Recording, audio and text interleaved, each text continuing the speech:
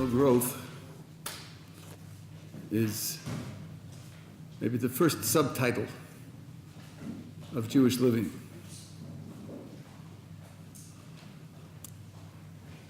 And people who invest in growing, especially spiritually, need and usually choose for themselves an orientation. How does growth work? What can be expected realistically? There's a very widespread idea, which is very simple and very logical and therefore very appealing. But in spite of being simple and logical, I think it's wrong. The idea is this: the Torah was given to us by the creator of the universe. And the creator of the universe knows everything. In particular, he knows you and me, all of our details, all of our strengths and weaknesses, and he laid out a program. 613 commandments with all sorts of variations and applications and additions and safeguards. And since he knows me and all of my details, and he prescribed that program for me, it must be that I'm able to fulfill it completely. It must be. He wouldn't ask me to do something that's impossible, and he knows me. So it must be that I can, by an act of will, right now, do everything perfectly. I think it's a very simple and logical idea. And therefore, the first lesson I'd like to share with you is that the fact that an idea is simple and logical doesn't make it right. It could be right. It could have been right. God could have made the world that way and set it up with that rule. But the fact that it's simple and logical doesn't mean that that's the way God chose to do it. There may be other ways to do it, which may be equally simple or not equally simple, and he may have chosen to do it another way. Consulting your own logic, even when your logic is right, may that give you the correct answer. Maimonides, Rambam in Hilchos Tshuva, makes a very strong statement. Because we have free will, every Jew can be equal to Moses, equally righteous, equal tzaddik with Moses. It's a very strong statement. And it sounds like Maimonides is endorsing that simple, logical idea. Because you have free will, there are no limits on what you can do and what you can accomplish. You can even be equal to Moses. But if you turn back a number of pages to Hilchos Deos, where the Rambam is describing personality traits that you should develop, should live by, he has a program for a person who needs to improve what they're called in Hebrew his midos. And the Rambam sets up his program with a certain structure that in midos, usually there's a continuum, and both ends of the continuum are wrong because they are extremes, and the ideal is to be in the middle. For example, spending money. There are people who can't spend money. These are the people who live in utter poverty, and when they die, you find $200,000 stuffed in the mattress. They just can't give out money. They may die for a lack of medical attention. They have plenty of money for medical attention. They can't give out money. They can't spend any money on themselves for necessities. That's a sickness. Then there are people who can't hold on to $1. Whatever you give them, in an hour it's gone. They spend it on nonsense. They're essentially throwing it away. That's also a sickness. So those are two extremes. The Rambam says a person has to find a middle ground where he can choose, evaluate what's important, what's useful, and spend money on that, and not simply give money away to things that are unreasonable. The ideal is to be somewhere in the middle between the two extremes. What do you do if you're at one extreme? How do you correct yourself? The answer the Rambam says is, first, you force yourself to the opposite extreme in order to break the hold that the first extreme has on you, you force yourself to the opposite extreme. And then when you've broken the original hold, you gradually drift or progress gradually towards the center, and then you can hold on to a position in the center. So let's imagine a person who can't spend any money, and he's not getting medical help, and he's not providing basic necessities for himself. Says Maimonides, the first thing you do is train him to get rid of his money, to get rid of it, spend it, throw it away, to break the hold of the incapacity to spend money appropriately. And then when he's finally broken that, gradually he can move to the center where he will have an appropriate balance. Now, let's ask. I'm following the Rambam's therapy. He's telling me how to improve, get to a point which is more reasonable. The first move is to go from the extreme of not spending anything to the extreme of letting everything go. Is that a good position? No, it is not a good position. It's the other extreme. Both extremes are wrong. But that's how you'll eventually get to the middle. Now, the lesson I want from this therapy that the Rambam prescribes is that you can't do it immediately. You can't just decide, I belong in the middle, I'm going to the middle. It's not possible, says the Rambam. It's not possible. So, although you have free will, it can take time. It may be a process before you get to the position that you belong in. That means the fact that we have free will, and Maimonides writes that because we have free will, every one of us could equal Moses in righteousness, it doesn't mean it could happen right away. It might take a while. It might take a process of development. That means that there'll be a period of time in which I say to the Kodesh Baruch Hu, I know the position I'm in is not good. I know I need to be somewhere else, and I hope by 2 years from now, I'll be there. But in the meantime, I can't make it there. Why? Because you created me that way. You created me with a capacity to change gradually. You didn't create me with the capacity to simply snap my fingers and become a different person. So the idea we started with, the simple logical idea, God knows my weaknesses and my strengths. He gave me a program, so he must have taken my particular characteristics into account, and I must be able to do everything right immediately, is a mistake. Because God didn't set up the world that way. He didn't make it that way. And in fact, philosophers play with this idea also. Could it be possible that you are obligated to do something it's impossible for you to do? The natural feeling is, you can't ask me to do something that's impossible. That's totally unreasonable.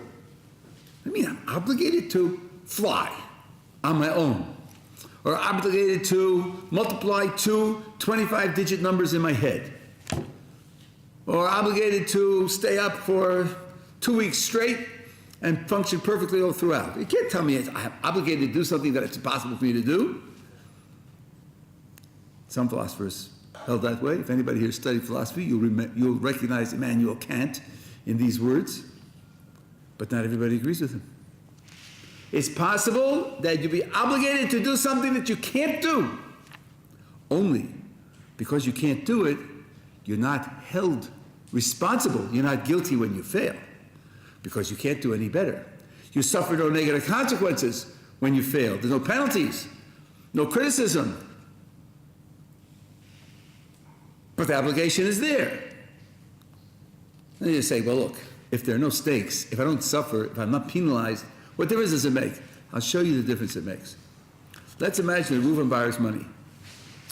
When he borrows the money, he signs a contract that he's going to pay it back, and he has every expectation of paying it back. He has resources. He's reliable. Shimon lends him the money. It's due in a year. Year goes by. During that year, Reuven's house burns down, and one of his children gets a terrible disease for which he has to put out a lot of money, and some of his investments fail. At the end of the year, Reuven doesn't have the money to pay back. It's nobody's fault. It's just, that's the fact. He can't pay it back. Now, according to Immanuel Kant, if he can't pay it back, he has no obligation to pay it back. You're not obligated to do things that are impossible. So now I could lend Reuven the money to enable him to pay it back to Shimon. I could do that. Should I? Is there any reason to do that? Would I accomplish anything by lending him the money? If he has no obligation to pay, then there's no point in my lending him the money. There's no moral fault here. Nothing's missing from the ideal morality because he has no obligation to pay. That's not the Jewish point of view. Jewish point of view is if you have a mitzvah, and it's impossible for you to do the mitzvah, someone else should help you. Someone just said to me, do you use lulav and esrog tomorrow? I said, yes. He said, then I've got to buy hadassim. Suppose he can't find hadassim to buy. Should you lend him your lulav so he can do the mitzvah lulav with your lulav? According to Immanuel Kant, if he can't do it, he's not obligated to do it. There is no mitzvah. That's not the Jewish picture. Jewish picture is he has the mitzvah. If he doesn't because he can't, there's no penalty. But if you can help him, you should certainly help him because he has a mitzvah to do. So the Jewish picture is Kodesh Baruch Hu set up a program of 613 mitzvahs. It applies to everyone, always. But not everybody's able to fulfill all of them. And if you're not able to fulfill all of them, then you're not going to be held responsible for failure. There'll be no penalty for failure. So the first thing that one has to do to orient oneself towards growing is to say, when I learn something new in Torah, some new Torah rule, some new Torah value, I put it on my list of ideals. I hope I'll get there someday. I don't have to put it on my list of requirements for now, because even though Kodesh Baruch Hu wrote it into the Torah, and he knows who I am, and knows all of my strengths and weaknesses, he only requires of me that I do my best to make progress in that direction. If so, there are no penalties. It's taken for granted that a person can't simply snap his fingers and become perfect overnight. Now, one of the ingredients that Kodesh Baruch Hu put into the world in order to help us grow spiritually is physical pleasure. Here too, there's a very widespread feeling that real spirituality, real religion has no place for enjoyment, has no place for pleasure. And there are religions like that. There are religions built that way. But Torah is not one of them. Physical pleasure has a positive role in a spiritual life. Once a year, in the springtime, Jews go out to the orchards and they find fruit trees in bloom and they make a blessing.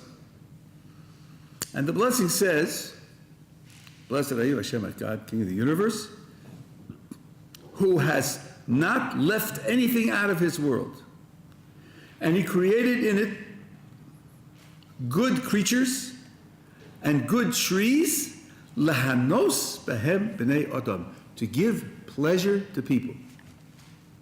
You're looking at an apple tree or a pear tree or a peach tree or grape blossoms. See them blossoming, and you're thinking ahead to the delicious fruits that they're going to produce, and you say a blessing of thanksgiving and praise to God who created those things to give pleasure to people. There's another blessing that we make very often after we eat certain types of foods. Borei nefashos rabos v'chesronon. God creates many, many souls and what they need, their absolute necessities. And then the blessing continues. Al kol ma shebarosa lahanos behem b'nei adam nefesh kol chai. Everything that you created in order to give pleasure to all living things. So Tosfos in Ketzim Mavorachim, 6th parak of Brachos, explains that blessing. Borei nefashos rabos v'chesronon. He created many souls with their absolute necessities to keep them alive. You know what that is, says Tosfos? Bread and water. Bread and water. If you have bread and water, you can live. That's the necessities that God created. Then the blessing goes into Al kol ma shebarosa nefesh kol chai. Everything that you created to give life to all things that are alive, you know what that is, says Tosfos? Everything else. Like apples, he said. They're created for pleasure. La'onig ba'alma. just for pleasure, Tosfos says. Now, the blessing says this is how you keep them alive. And Tosfos says you do it through pleasure. So it means that pleasure is an element of being alive. Without pleasure, you're not really alive. And apples are created for your pleasure so that with that pleasure, you can stay alive. Mesilas Yesharim, Sefer of Musar, ethical focus and self-improvement. In first parak, where he talks about the fact that man is created to live in this world to get to the next world. And everything in this world is just a means to be able to get to the next world, and don't be misled and distracted by the pleasures of this world, because they will distract you from the greatest possible pleasure, which is life in the next world. But at the end of the first chapter, he says the following words. Nimtzeinu l'meidim, we have the result we have learned. Ki ika mitzias ha'adam ba'olam hazeh hu rak l'kayem mitzvos. The fundamental purpose of existence in this world is just to perform mitzvos. V'la'avod v'la'amod b'nisoyon, to serve HaKadosh Baruch Hu and to stand in the tests that are there to distract him. And now he comments, V'hanos ha'olam, the pleasures of this world, ein ra'ui she'iyu lo ela, they're only appropriate for le'ezer u'lesiyua, as a help and as a means, bilvad, just as a help and a means. Pleasures in this world shouldn't be a goal. A person shouldn't measure the success of his life by the amount of pleasure that he has. No, they're a means and an aid, l'sheyeh lo nachas ruach, that he should be calm, confident, tranquil, nachas ruach, v'yishuv hadas, be able to focus his mind, l'ma'an yuchal lefanos libo el ha'avoda hazos hamutelas alav, in order to empty his heart and open his heart to this service that he's put into this world for. So here's the picture that Mesilas Yesharim is painting. You're put into this world as a means to get to the next world. HaKadosh Baruch Hu gave you mitzvos. With those mitzvos in this world, you get to the next world. What do you use pleasure in this world for? You use it. You need it and you use it. You use it to create nachas ruach, which is calm, satisfied, self-confident state of mind, and focused mind, focused intelligence, in order to open his heart to serving God fully. Pleasure in this world does that. So a person who says, I forswears pleasure and says, I'm not going to have any pleasure in this world, I'm going to be only spiritual, is shooting himself in the foot. Because you're not going to have Jewish spirituality without pleasure from this world. It's not going to exist. Because Baruch Hu created us in such a way that pleasure has that spiritual effect. It's very much like sleep. I have met people who are full of anguish, pain, suffering because they have to sleep. If I didn't have to sleep, how many more mitzvahs could I do? I'd be up 24 hours a day, learning Torah, doing mitzvahs. Wouldn't my life be spiritually richer? The answer is no. It wouldn't be spiritually richer because HaKadosh Baruch Hu didn't create you that way. Very similar to what the Mesilas Yesharim says in the Derech Hashem. He says, Shabbos is such a wonderful mitzvah, such a fundamental spiritual day. I'm going to do it twice a week. Why only on Saturdays? I'll do it on Tuesdays also. 2 Shabbos a week. What would be wrong with that? What would I lose with that? On Pesach, we learned about how wonderful matzah is and how terrible chametz is. The person who eats chametz on Pesach is cut off from God. By eating a roll on Pesach, he's cut off from God. So I'm not going to eat rolls all year long. Maybe the 7 days of Pesach is the minimum that most people can take, but I'm very strong. And I won't eat chametz the whole year. Says Mesilas Yesharim, says Moshe Latzato, that's wrong. Chametz is good for you. It's easy to digest. It's delicious. It's nutritious. Chametz is good for you. Once a year for a week, we forswear chametz and we eat only matzah because there's something spiritual that week gives us, but beyond that, not. Shabbos twice a week is certainly wrong. because the Kodesh Baruch Hu set up a certain measure, and he chose the exact measure that's necessary and ideal for the world that he created and the way that he created us in the world. So this sets a structure for how we are to progress. Number one, we are to progress according to the Torah's picture of what the ideal Jewish life is. And number two, we have to know from our sources, not from logic. Again, I want to understand, when I'm criticizing logic here, it's not because the logic is wrong. It's not because the logic is how shall I say, full of fallacies and mistakes. No, the logic is good. It just doesn't have the right information. And what seems logical to you, you have to say to yourself, okay, that's what my logic tells me. Let's check whether the Jewish sources confirm that logic. Don't just run with the logic on its own. And often enough, the picture that you have, that the Kodesh Baruch Hu set up of the world, is quite different from what you would expect. Back to the idea of pleasure. We're at Sukkot now. There's machlokes in the Gemara how to celebrate the holidays of the year. Rabbi Yeshua and Rabbi Lezer. One says that there are two elements to the celebration of any holiday. One is spiritual, learning Torah, prayer, inspiration, and the other is physical, feasting. The feasts on the holidays are biblical commandments. How should you balance the day between the spiritual and the physical?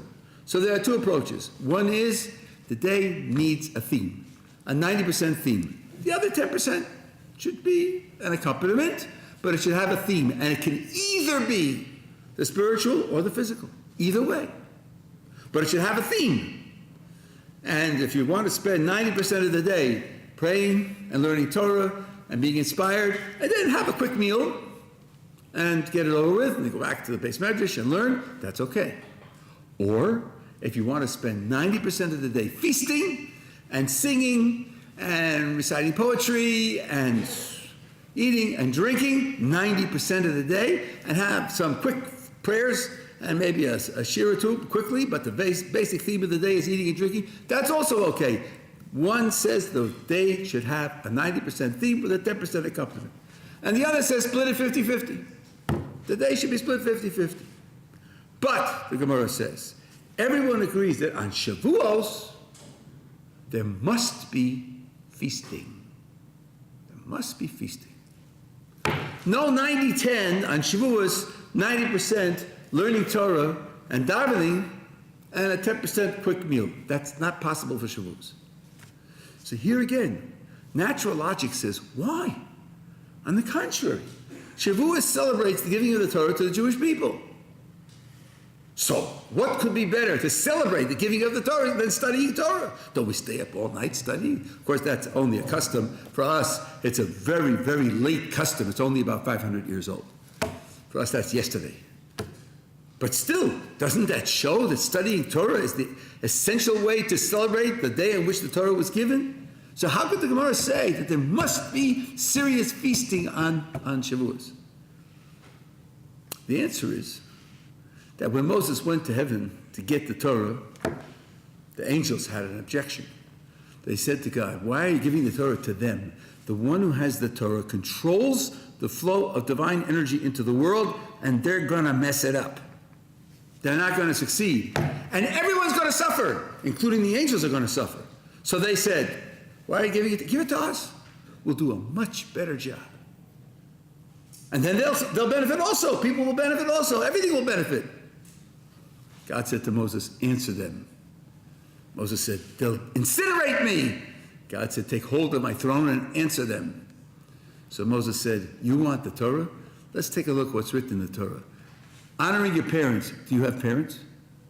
Excuse me, how's that going to apply to you? You don't have parents. Many of the commandments have to remember the fact that you were slaves in Egypt. Tell me, angels, were you slaves in Egypt? No? Then how's that going to apply to you?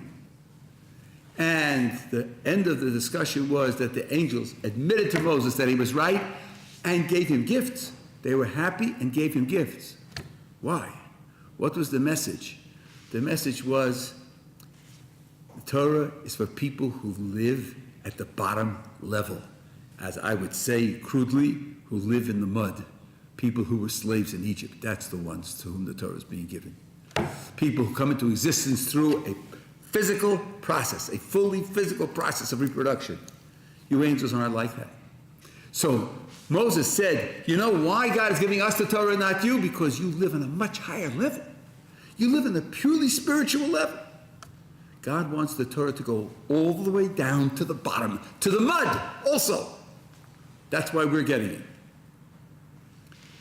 So, when the Gemara says that on Shavuos there has to be serious feasting, Rashi says, because you have to show that the day in which the Torah was given is something which is happy, acceptable, comfortable. Noach lo is the word that's used. Noach means happy, acceptable, comfortable, appropriate, fitting. That means with the body also. The body also. The body has to be involved. And the body is involved through the feasting. And that's why feasting is necessary. So instead of spending the celebration of the giving of the Torah, learning Torah, if you do that for 24 hours, then God will say, so the angels were right. Why should I give it to you? I'll give it to the angels. They'll learn better than you. More faithfully, with more intelligence, more grasp. They'll do a much better job than you will. That's not the point. The point is not to accept it only on the abstract spiritual level. The point is to bring the spiritual level into the physical. Where the body lives, the body has to express that. So this is the picture of what's being created in a spiritual world. It's a spiritual world where the body plays a central role. It isn't that the body holds us back and has to be overcome and discarded. That's why there's resurrection at the end. And that's why in the world to come, the body is there together with the soul. Because it's a unit. The human being is a unit of soul and body. And the soul and body together are what create the spirituality of the person. And that's why physical pleasure plays such an important role. We have a samachta b'chagecha, rejoicing. That could be given a spiritual twist or a spiritual spin. That rejoicing is really a spiritual idea. But you have oneg. Oneg is physical pleasure. And physical pleasure is an inseparable part of both Yom Tov and Shabbos. So when you're talking about developing, growing in Torah, don't leave the body behind. The body has to be incorporated. Now, given everything that I've said, when you talk about development, talk about pace of development, intermediary goals in development, they have to be reasonable. You have to take account of where you are and who you are, and then move from where you are in a reasonable, gradual fashion. About 30 years ago, a reporter for the New York Times came and interviewed Rabbi Schiller. I was there at the interview. He was also interviewing some of the other people on staff to find out what Rosh Hashanah stands for and what its goals are. And happened to be a woman. She asked Rabbi Schiller, would you describe yourselves as born-again Jews? Rabbi Schiller said, absolutely not, because our picture is not that you cut yourself off from your past, start all over again with your life. No, our view is that God didn't make any mistakes. And if He put your soul into your family, into your time period, into your city, and you grew up without Torah and came to Torah later in life, He made that as a foundation for your later Torah life. And you take it with you. You don't throw it away. Born again is not the right description of our understanding of how a person comes to a Torah way of life at a mature age. So of course, when she wrote the article, she said, Rabbi Schiller told me that Jews in his institution are born again Jews. It was a lie. Well, maybe she made a mistake. Maybe she just got it mixed up and got it wrong. But it's definitely not the correct idea. The correct idea is that you take along what you have been and you grow from there. Of course, growth means change. Growth means reordering priorities. But it doesn't mean simply discarding the past. It means recognizing that the Kodesh Baruch Hu gave me this past as the foundation on which I can grow into my future. Given what I have told you, one of the most dangerous mistakes in growth is to look over your shoulder at somebody else.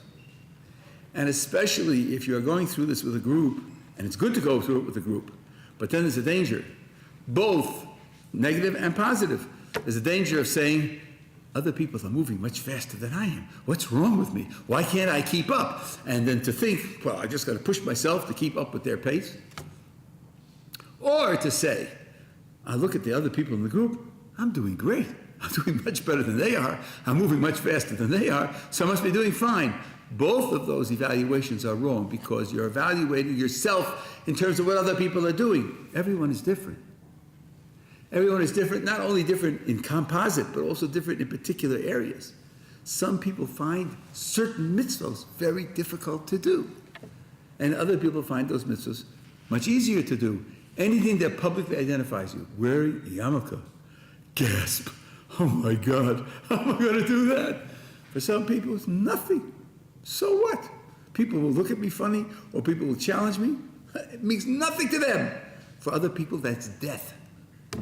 To be challenged by other people, to be out of step with other people, is very, very difficult. So you have to be honest with yourself and know where your strengths are, where your weaknesses are, and know that you have to set up a program that's tailor-made to you and has nothing to do with the legal strength or importance of a particular mitzvah. Someone asks, what should I start with, keeping Shabbos or making blessings? Keeping Shabbos is one of the 10 pronouncements at Sinai. It's got to be very, very important. It's mentioned more than a dozen times in the Torah. Premeditated, witnessed violation of Torah, of Shabbos, can bring the death penalty.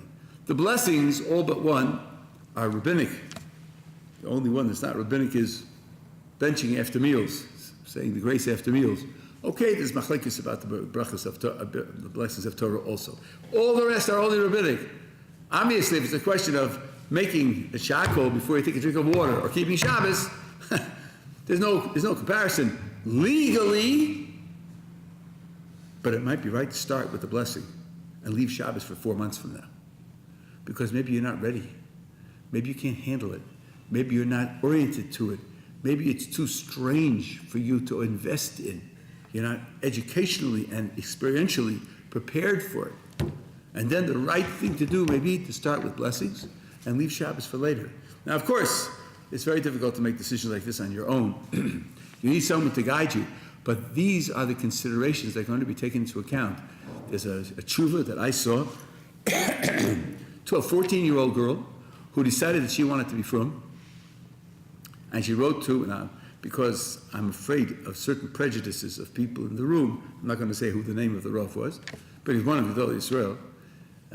And she wrote to him and said, my parents have told me that I will not keep Shabbos. Not that they won't keep Shabbos or they won't help me keep Shabbos, but they're telling me that I can't keep Shabbos. What shall I do? 14-year-old girl. And he wrote back, you're not ready to take it. And I tell you, when you're more independent, then you should keep Shabbos. Now, everybody knows the law. The law is your parents can't tell you to break any mitzvah. In particular, they certainly can't tell you to break Shabbos. Yes, but if you set up a battle between a 14-year-old and her parents, it's overwhelmingly likely that she's going to lose, and she's never going to make it. When I became frum in university, there was one boy who was a sophomore, and he was part of our group, and his parents said, not you. They took him out of school, and they sent him to a psychiatrist, and after a year with a psychiatrist, he didn't become frum. He lost the battle. Should that battle have been set up? Would have been better managed in such a way that the parents wouldn't have been so frightened and so drastic? Maybe so.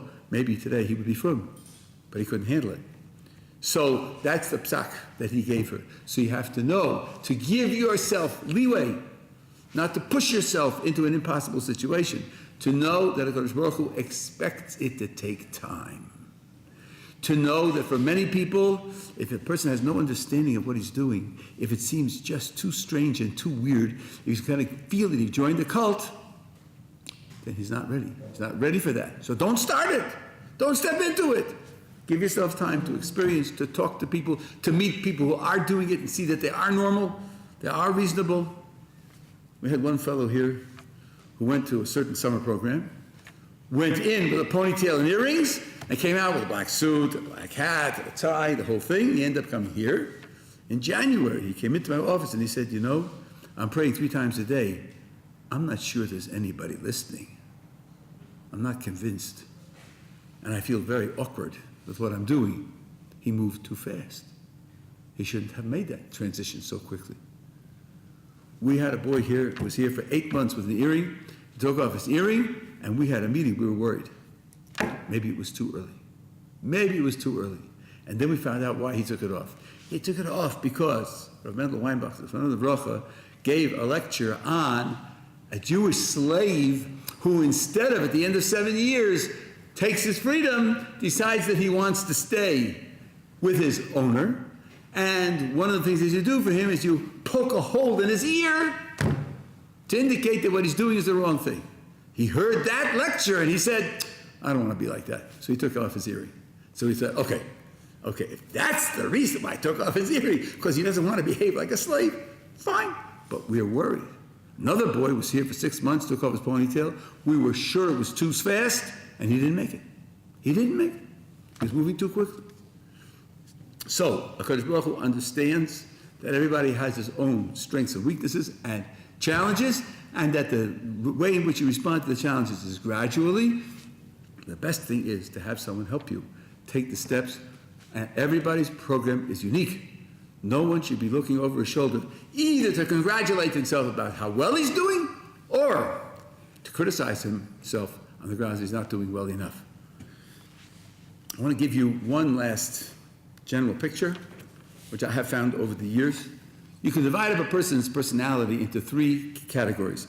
Of course, you could do it other ways, and this is not going to be useful for everything, but as a rough approach, there's the person's intellect, and there's his emotions and his behavior.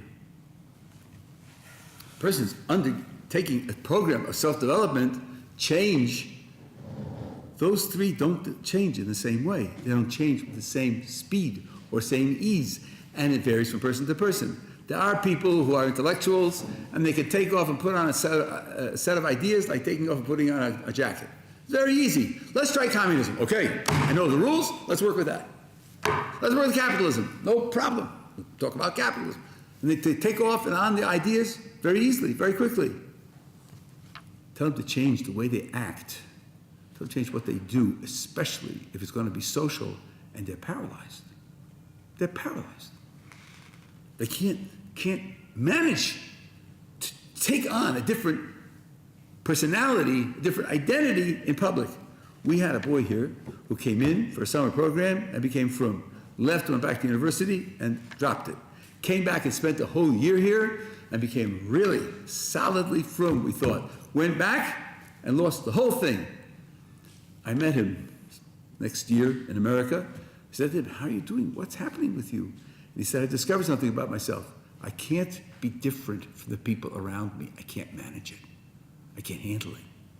When I was in yeshiva, I liked the people in the yeshiva. Back to university, I like them. Came back to yeshiva for a year, I liked the people in the yeshiva. I left, I got a job, I liked the people in the job.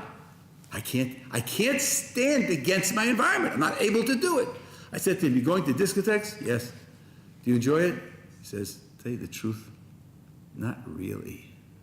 I'm going there because everybody else is going there, but I'm not really enjoying it. I said, you know what? Neither are the other ones really enjoying it. They're not really enjoying it either.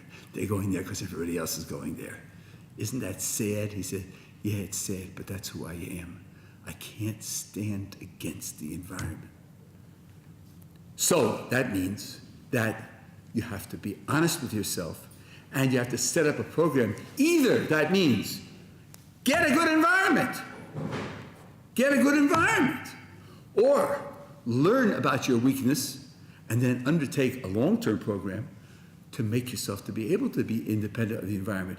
Isn't it sad that you're overwhelmed by the environment and you can't do different? Isn't that sad? Isn't that inappropriate? Wouldn't you be a better person for yourself? Let alone talking about eternal truths and everything else. But even if you're choosing what kind of person you want to be in the world, wouldn't it be better to be able to stand for what you believe in and not cave into the environment? So the program of development has to take into account these differences. This person could do things intellectually very easily, but behaviorally, he was a jellyfish. And he's just, jellyfish has no inherent shape. You can put a jellyfish in a circular box or in a square box. It'll fit either way. That's no way to be in life. There are some people for whom the emotions stick. They love certain things, they hate certain things, they're afraid of certain things, and intellectually they can be convinced what's right, but their emotions run away with them, and they can't force the emotions to be what the mind, the intellect says they should be, and therefore the emotions change much more slowly. Now, a person is excited about something, and he wants something, and he starts to get into it. Parts of him move quickly and easily, and other parts are held behind. And here's the trap. The trap is to say, well, since I want it, and since these parts move quickly, I'm going to just locate myself in the parts that move quickly, move easily, and live with them. What happens when he does that is that the other parts lag behind, and after a while, he's out of sync with himself. That's very hard to deal with. Part of you's in and part of you's out. That's what happened to that boy who came into my office and said, I'm davening 3 times a day, but I don't know if anybody's listening. Because the behavior and the trappings was easy for him, and the intellectual adjustment was much more difficult. And he didn't get convinced. So, in order to do a good job, a thorough job in terms of your self-development, first of all, you have to be realistic with yourself. Second of all, don't set up false challenges of snapping your fingers and becoming perfect overnight. And don't take a step until you feel ready for that step. You feel that the step is something which it's challenging, but you can handle it. You can see how to integrate it into where you are at the moment to take the next step. If you want a model, the model that I use is the model of sports. If you're doing sports reasonably seriously, personal training, and you have a trainer, he will tell you, no pain, no gain is baloney. Pain is a symptom that you're in danger of injuring yourself. And if you injure yourself, you can't train at all. Don't risk injury. If you feel pain, slow down.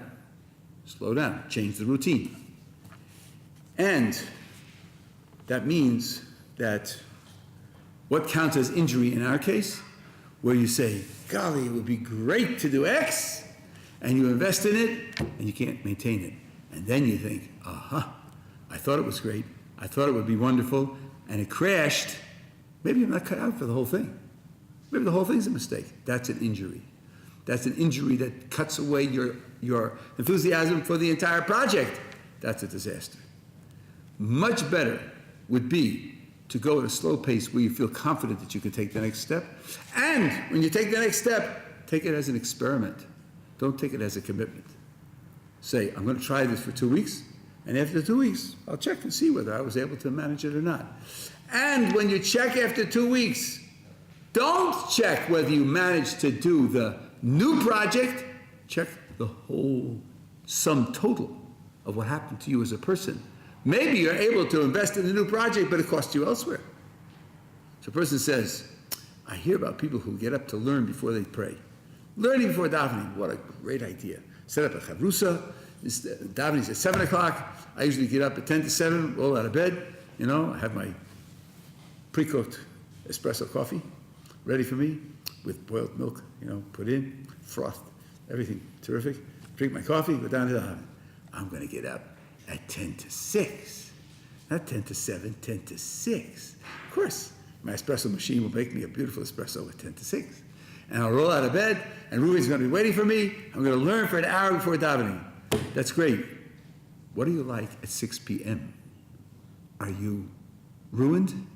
You can't talk to people? You're a zombie? You're knocked out?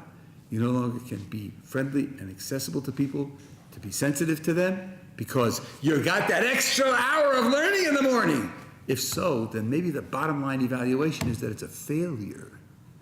Not a success because you managed to keep up that extra hour of learning in the morning, but maybe it's a failure. To ask yourself whether the sum total performance improves. And if it doesn't, you say, okay, I tried it in good faith. I wanted to know whether Kodesh Baruch Hu is going to support me in this move. And I see that my sum total performance is going down. Then the Kodesh Baruch Hu is sending me a signal. He's telling me, don't do that. You're not ready for that. You're not ready for that. Then backtrack and say, try it again a year from now. Because you only experimented with it, there's no loss. It doesn't imply that you're not fit for the project. You are fit for the project. You weren't fit for this step forward. And you don't want to continue it because then you really are risking permanent injury. You don't want to do that. And you should have someone who helps you. In sports, it's obvious. You have a trainer. You don't make decisions like this on your own. I exercise, and I had a trainer who set up a program for me, and he told me things that were very surprising. I was shocked at some of the things he told me. Some of the things he told me not to do, and some of the things he told me to do. At one point he told me, you're running 30 minutes, you could run 45 minutes. I said to him, I'm 62 years old. Yeah, I tell you, add 50%, just like that, with no gradual. He said, yeah, you could do it. I was shocked. I did it, and I could do it. It was like, I couldn't believe that I could do it. Other times he told me, don't try that. You're not ready for that. You're not able to do that. Well, this is the same thing. You need someone who can function as your coach. Now, when I used to say this, I used to get a barrage of criticism. Aren't you living your own life? Why aren't you making your own decisions? You're behaving like a child. You aren't behaving like an adult. But about 20 years ago, I got a tremendous help, a tremendous support. And that's from a new profession called life coaching. You've probably heard of it. Baruch Hashem for life coaching. Now I don't have to fight this battle and say that you really are an adult and so forth and so on. People realize you'll have a better life if you ask people for help in making difficult decisions. They've discovered what we know for 3,300 years, Adam Koravetz Alatzmo. When you're trying to evaluate your own situation, you're not objective. So you go to somebody who can help you, give you more objectivity. That's something which, Baruch Hashem, the world has come to appreciate. And because the world appreciates it, I have to fight this battle with people who are coming in from the outside. Because I point to them and say, look, you know life coaching is a respected profession. We've had it for 3,300 years. Use it. There are people there who have gone through the process themselves, who have coached hundreds of other people going through the process, and they'll be happy to help you make the kinds of decisions that need to be made. Because Baruch Hu should give us the wisdom to know how to make, together with help from others, the best decisions, and the ability to see them through with sensitivity and realism with respect to our own strengths and weaknesses, so that we make the progress that we need to make, become better servants of HaKadosh Baruch Hu.